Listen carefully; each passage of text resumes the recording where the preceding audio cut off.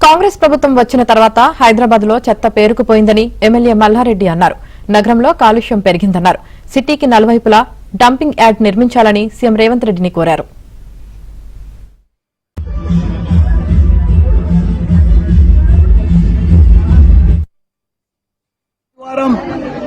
ఒక ఉద్యమకారు ఇంటికి పోయి ఛాయ్ తాగి వాళ్ళ మంచి చెడ్డలు తెలుసుకొని వాళ్ళ బాధకలు అన్ని కూడా అరుచుకొని వద్దామని చెప్పి ఈ ఆదివారము మా రమేష్ అన్న వాళ్ళ కొడుకు దిలీప్ మా రమేష్ అన్న 69లో కూడా ఉద్యమ యార్డ్ నిర్మించాలని సీఎం రేవంత్ రెడ్డిని కోరారు.